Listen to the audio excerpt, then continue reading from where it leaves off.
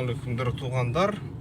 Бүгін ошол 2022 жылдың страйкбол ойындарының жабылышы болот. Расмий бул жолу бул аскери тактикалык федерация ойындардын федерациясынын кармагында өткөрүлүп атат. Ошол биринчи жыл эмес, канча негизи страйкбол Кыргызстанда 2007 жылдан бери келатат. Мындай расмий түрдө армия менен коштолуп акыркы 2-3 жыл болуп келе жатат. Ошол баратабыз. Биз өзүбүз бүгүн ошол КППде турабыз, буюрса. Ошол анан биздин аскерлерибиз менен кошо машыктыруу өткөрөбүз. Ошентип машыктыруу өткөрүп, бул оюн бир четтен машыгуу, аскерибизге машыгуу болот. Анткени өткөндө да бир ушундай турнир өткөрдүк элек. Жакшы өттү, мындай пайдасы бар деген.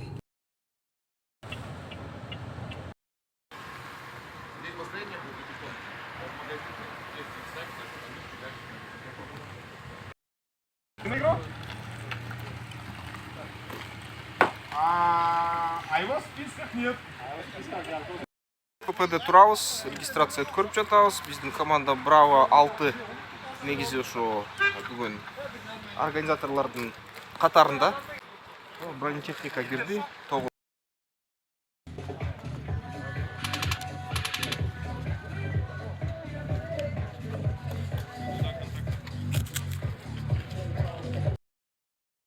Кыргыз армиясыныкы бир бөлүгү ушул жерде да.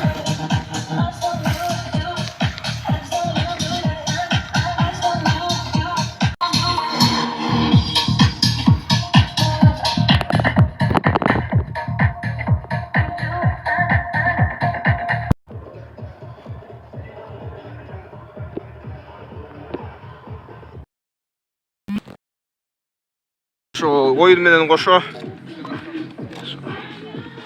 биздин аскер күчтөрүбүздүн мындай үйрөтүүчү куралдары да.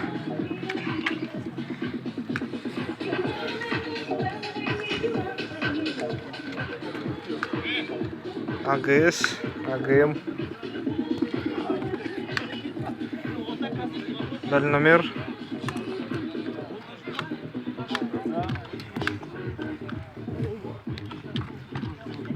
пулемет.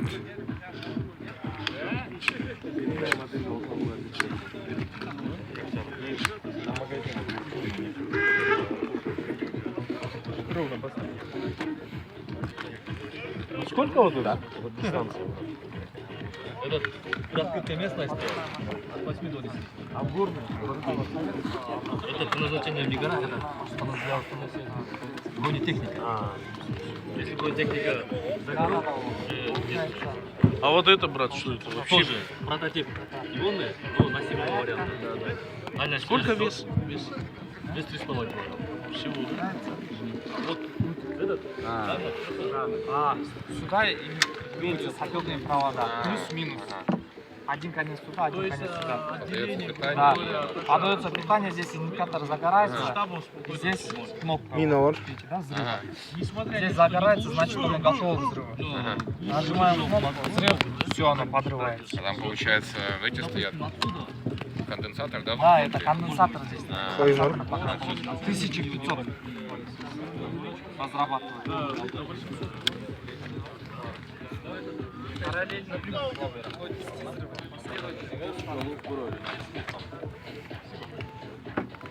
Рэптор.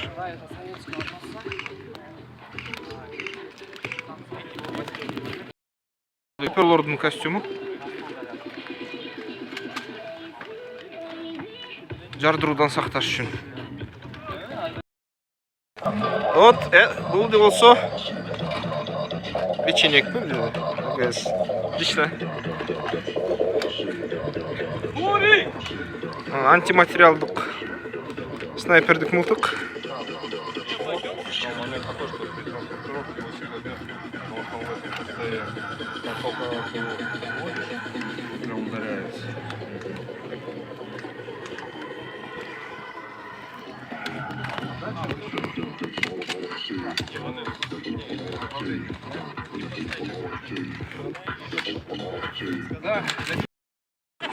Построение болуп атат. 200-ге жакын киши келди. Биздин организатор. Так, покемоны, где у нас? Есть покемоны? Приехали все-таки, да? Не приедем. Так, пригород, покемоны направо. Сразу. Направо, давайте, пригород.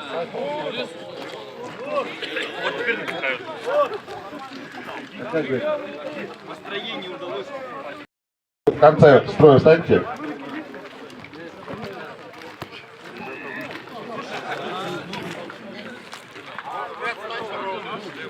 Так, давайте, право.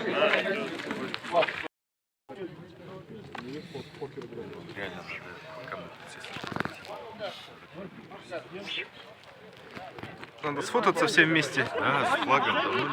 Когда еще мы так сфотаемся? Только через год в лучшем случае, да?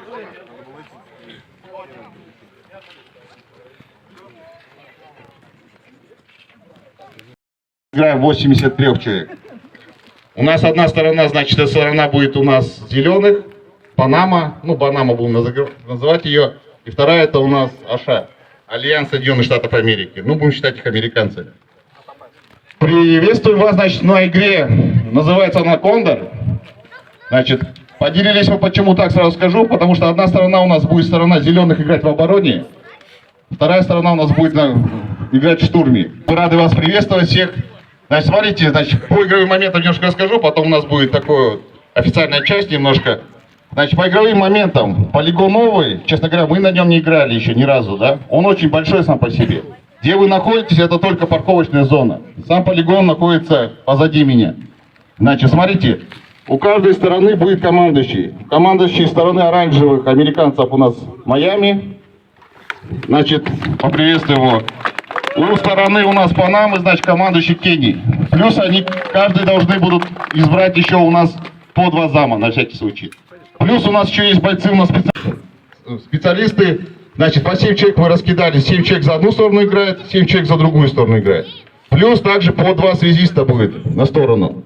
Чтобы вы понимали, командующий, я потом объясню. Все, значит, задачи вы будете получать в зашифрованном виде по армейской радиостанции. Это первое. Второе, смотрите, значит, у нас будет использоваться техника. Справа от вас стоят вот эти вот замечательные наши бронеавтомобили китайского производства.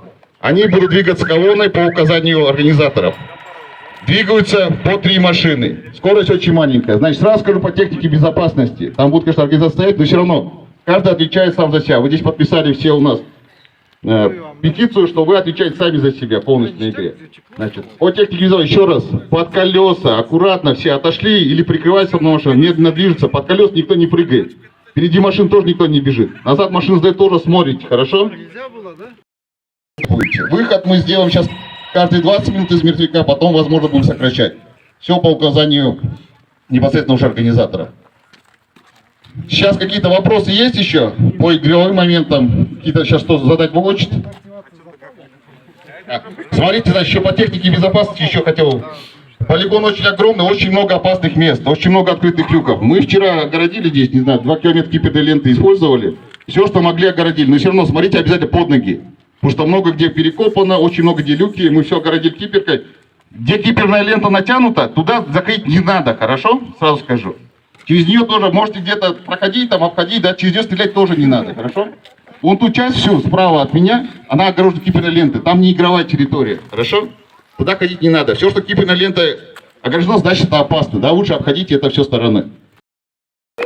Ну, хотел бы начать со слов благодарности, в первую очередь, это Генеральному штабу, Комитету национальной безопасности, Совету безопасности, те, кто принимали активное участие, способствовали нашей организации, КВТИ, проведению таких масштабных игр. Все вы прекрасно знаете, что мы за последние 4 года, вот федерация существует, мы проводили очень много игр и перешли на новый уровень игр. Планка была задрана настолько, что мы старались каждым годом вас удивлять наличиями там. У нас открытие, да, было закрытие с 2 полигонами. Было открытие с 2 полигонами, использовали технику в 2019 году. В 2020 году хотели использовать авиацию, получили разрешение, но пандемия ввела свои корректировки. Но, тем не менее, гештальт для федерации еще не закрыт, Поэтому мы разгоняемся, все это поэтапно, постепенно мы будем идти к поставленным задачам. Вот. Большое спасибо командиру. Действительно, когда мы вот занимались проведением игр, у нас была еще серия социальный сектор, это где мы использовали во время пандемии, были задействованы наши страйкболисты, которые помогали активно обществу. В 2020 году, вы все помните октябрьские события, тоже наши страйкболисты участвовали в оцеплениях определенных зданий государственных, ну, таких стратегических объектов. Вот, за что я большую благодарность всем выражаю, те, кто принимал большое участие.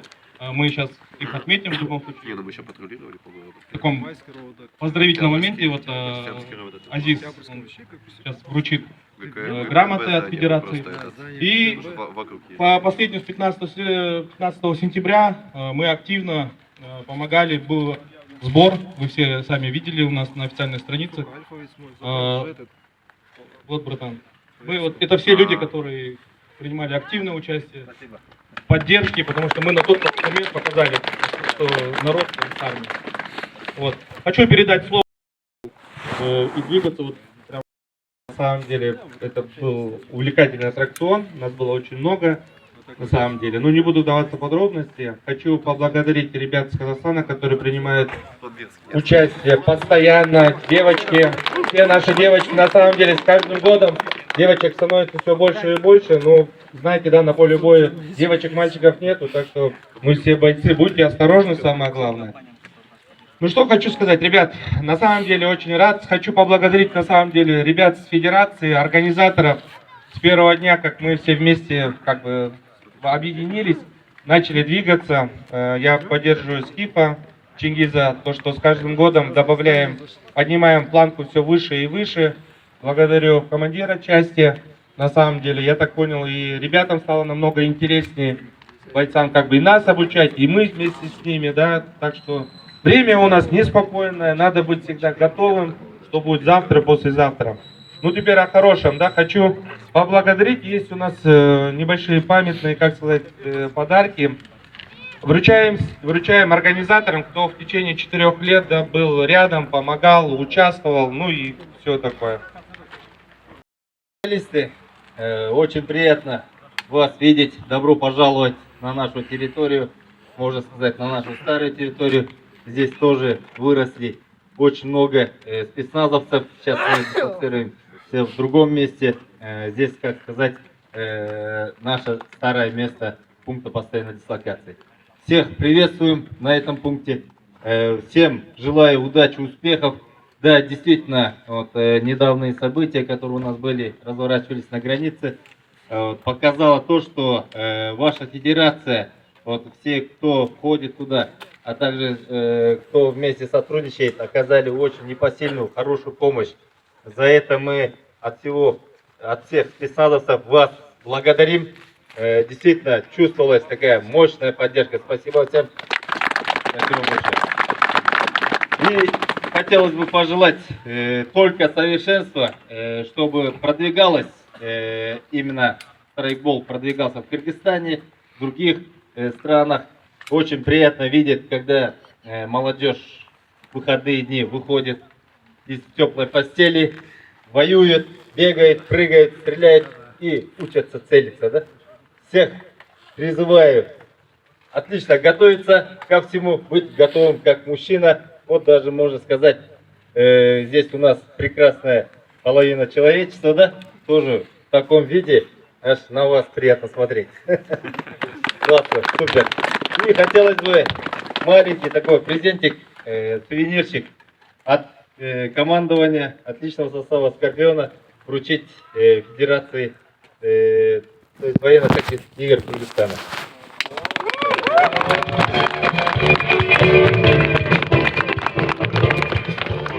Спасибо, всем успехов. Самое главное — безопасность. За все то, что он начал и продолжает, Асанкулову Чингизу. Поддержите нашего президента Гариева Гали. Никитин. Идем.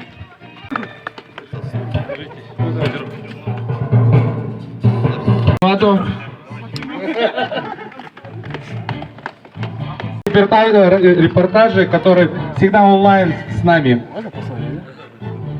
Андрею Леониду.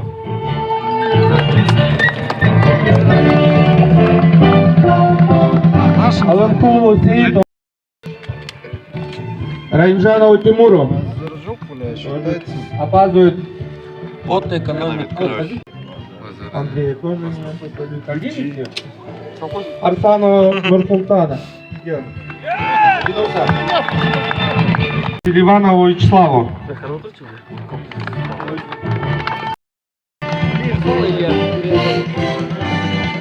Так, и вот, давай. Вручить команде Доберман мы вручим тоже нашу медаль. Командира просим пройти.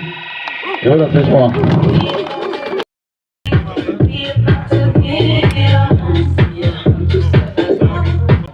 Так, следующая команда у нас команда Покемоны. Командира тоже просим, они у нас очень хороший вклад внесли, когда мы собирали на конфликт деньги. Командиру команды заместителю. Ну и у нас, значит, командиру части.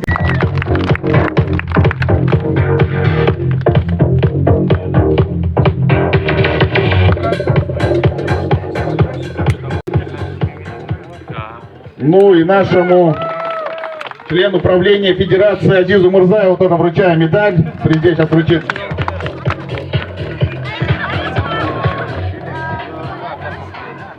Так, все, спасибо большое. Думаю, торжественная часть.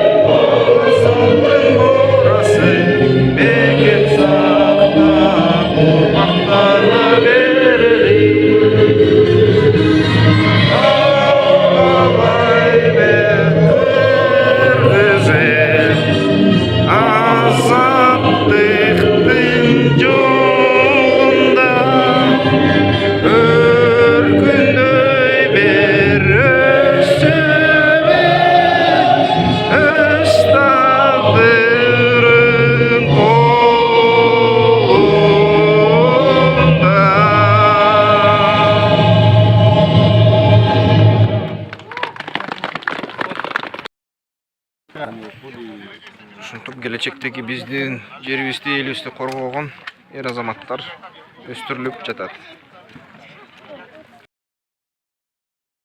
Биздин жакшы ушул Америка Кошмо Штаттарынын күчү катары мындай оюндун сценарийи боюнча таанылды. Бизге каршы Банама Республикасынын жоокерлери туруштук берет, биз аларды басып алганга аракет кылабыз. Бирок аларда ушундай имараттардын ичинде атайын чептери бар. Чептери ушуну штурмга алганга аракет кылабыз. Аткылышуу башталып атат, ракета учту, жарылды. Биринчи отряд кетти. Экинчи отряд атайын күчтөр, спецназ турат.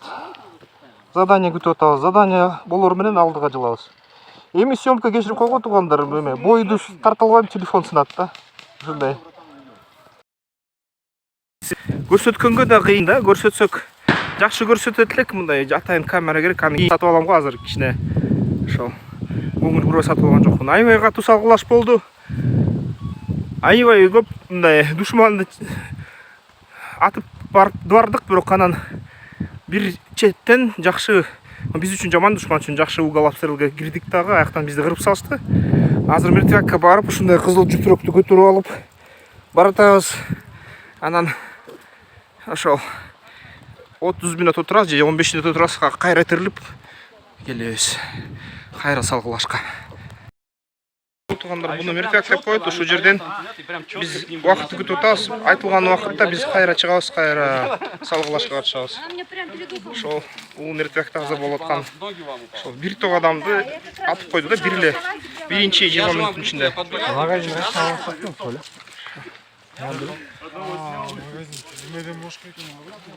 Шарлар керек болду? Шарлар керек болду. Туугандар, ошол анан ушундай мертвякка кайра келдик. Жана чыксам эле так эле аябай көп душман астынан чыга калды. Бири-бирибизди таанышпай атып салдык анан. Ошол мындай да страйк болду, ушундай болот. 3 мүнөт жашайсың, 2 мүнөт жашайсың. Жашоодо да ушундай да. Аябай сактаныш керек. Жаныңды таттуу болуш керек. Ар бир таш болобу, эмне болот. Мындай бүт жерден коргонушуң керек, жашынышың керек да. Алыш кызуу болуп жатат. Жан жап кирди. Очкилерибиз бүт мындай ным басып кетти. Буу денебезден. БТРлердин жанында биздин бир группировка турду. Группировканы бүт жерден аткылап атышат. Биздерди аткылап атышат. Ошол салгылаш болуп атат. Спецназ подкрепление келди. Азыркы задание боюнча имараттын баарын айнек менен ичин сүрөткө тартып алыш керек болду. Татаал ситуацияга туш келип калды топ. Биздин тарап ушинтип атуу аралыгында душман менен болуп калды. Бири-бирине каршы атышып атышат. Биздикилерге жалпы штурм кылгыла десек кичине аз жандык болуп атат, жалпы штурм кылбай атышат. Тигилер жакшы кармап атышат да. Бул жерди кармап өткөрүп атышат биздикилерди. 10 мүнөт калды. Перерывке чейин. Бизге ок тийди, биз атакага бардык да, жанталашып бизге ок тийди биринчи.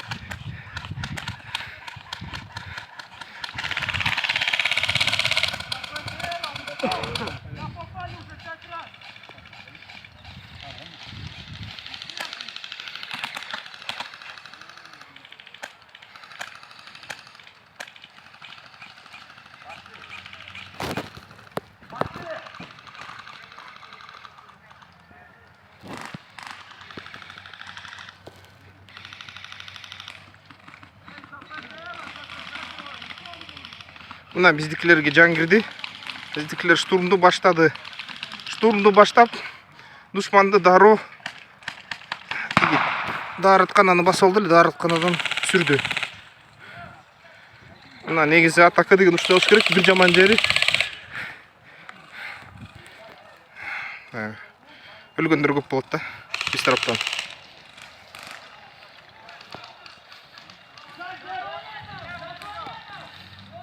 Ана туалетти тазалап атышат.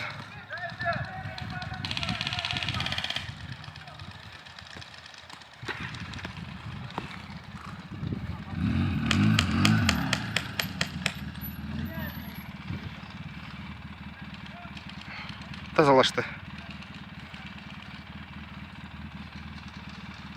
Кене кетип баратат. Өлтүрүлгөн жок. Бул октор пластикта. Өлгөндө кызыл трапканы көрсөтө турсуң, жана базага кетесиң да, ушул эле. Мына азыркы кезде биздикилер ушинтип алдыга жылышты, территорияны тазалашты, душман отургандай кичинекей чепчелерди басышты. Эми алдыдагы имаратта тетиги БТР турган жерде ошол душмандар турат. Аларга жетсе, аяктан аябай катуу туруштук болуп атат. Бирок биздикилер аябай басып атат да, мынакей. Басып атат, алдыга жылып атат, жулунуп атышат. Гранаталар жарылып атат, страйк болдук. Дагы бир граната жарылды. Ушундай да. Страйк бол ушинтип көрүнөт, бирок жерин жакшы көрүнөтпү, көрүнөтпөй билбейм. Камера смартфондуку. Смартфондун сапаты кичине азыраак болот, тетиң алыс жакта граната жардырды жогуна. Биздикилер жакшы келишет. Бирок потерялар да көп, тетиги кызыл чүпүрөк чөмбүт биздики.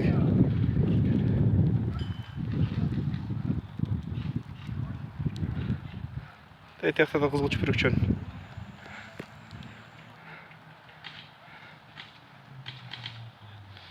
Штурм. Зависа қойды, дымау зависаға жашынып, біздікілер тетіге забор менен ақын алдыға жылы жатыр. Бірақ әрбір жылыш оңай емес болды. Дағы бір баланы атышты, мына қызыл трапканы көтерді. Негізі имараттарды штурм қылу абдан татал нәрсе. Штурм қылғанда бір имараттағы отырған бала оны да атып салады да, штурм қылатқандардан. Ошон үчүн имарат менен согушу шаар ичинде согуш аябай татал.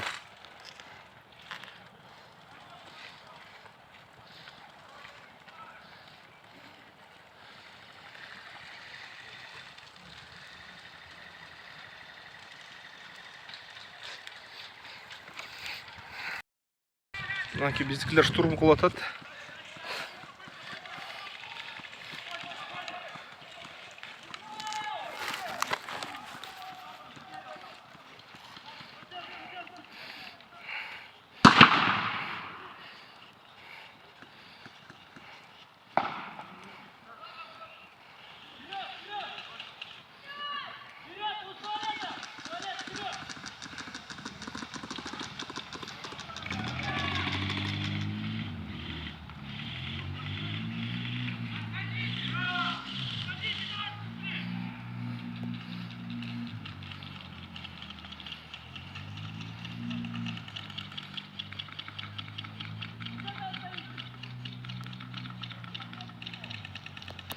Мына штурм кылганда дагы биздикилер потеря болду.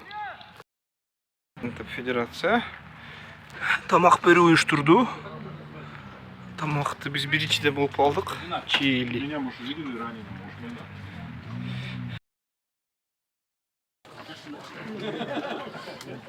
Түштөнү уланууда. Тамак берилди. Оюнга катышуучулар тойду окшойт, разы. Организаторлар жеп башташты. Ачкы мынып калыптын мен,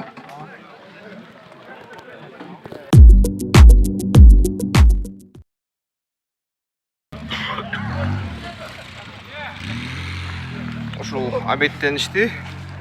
Баары азыр кайра эмки салгылаш башталат. Саат 6-га чейин.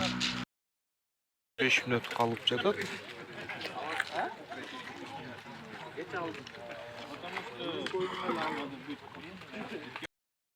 Я просто за любой кипич. Команду. Старт дали, да? Да. Нет. Старт! Это ракета, старт игры. Старт, Майами.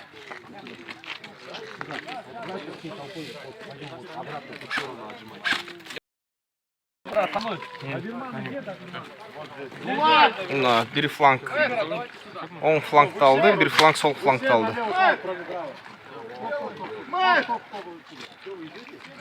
Все, атакага кетти. Бәрден өтшөт. Дима, да мы все идем. Все туда. Нет, половина. Топ-сон счёт начало не будет. Ошол чечим кылынды. Түз барабыз ортосу менен, полигондун ортосу менен имараттарды алганга аракет кылабыз. Имараттарды баарын алып, душманды базасын алганга маселе коюлду. Все. Алдыга кеттик. Задание лаборанттарды табыш керек, ак халатчандарды. Сразу с командованияга айтыш керек да, табылды деп. Телефонду сындырчыдай болотам. Это.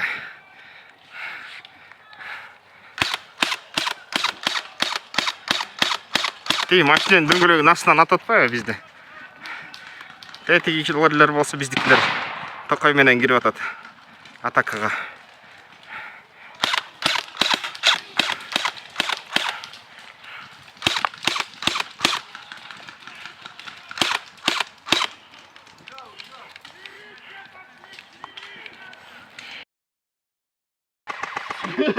Забытые. Да блин, запарили они, если честно. Видишь, что дергаются, гранаты под ногами взрываются, никуда не убегает. Что-то там какие-то... Или новички, может. Хорошо поиграли, мне понравилось. Хорошо поиграли, конечно. И сегодня игра прям понравилась. Даже команда у них сидят же военные. Ага. Блин, надо было мне тоже с ними присоединиться туда-сюда. Ну пусть присоединяется. Что там, война закончится или нет уже? Не знаю, у меня рация, Джо. Спросите, у кого рация есть? У командира. Что там, когда конец? По-моему, они хотят продолжать что-то вы это. Ақырғы построение болып жатады. Азыр ойын бітіп жатады. О, нормально тебе попали. Бұдыма жақсы тиішті. Сындыра. У него было 2 штуки.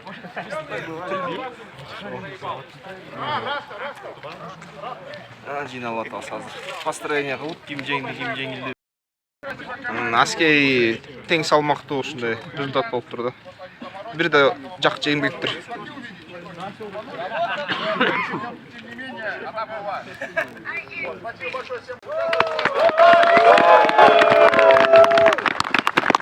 Просто одно из воинских подразделений пишите. Все, да. Не будем указывать, что было у нас какое. Попросили нас. События, знаете, какие хорошие. Принято. Поэтому всем спасибо за игру. Надеюсь, игра понравилась. Всех с закрытием. Спасибо, Оргом!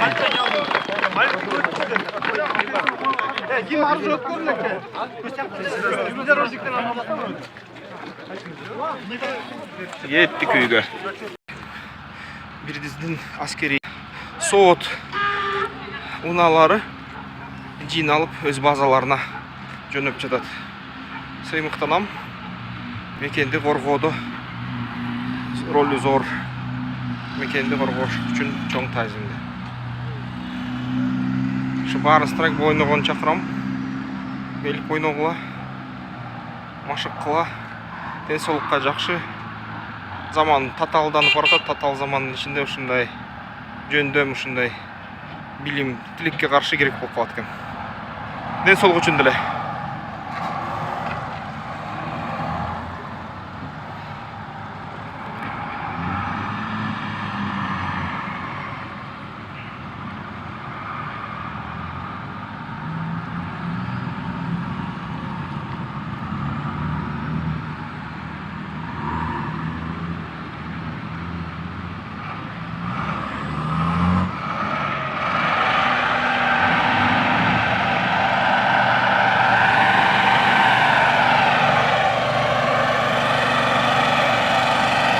Anda gittik.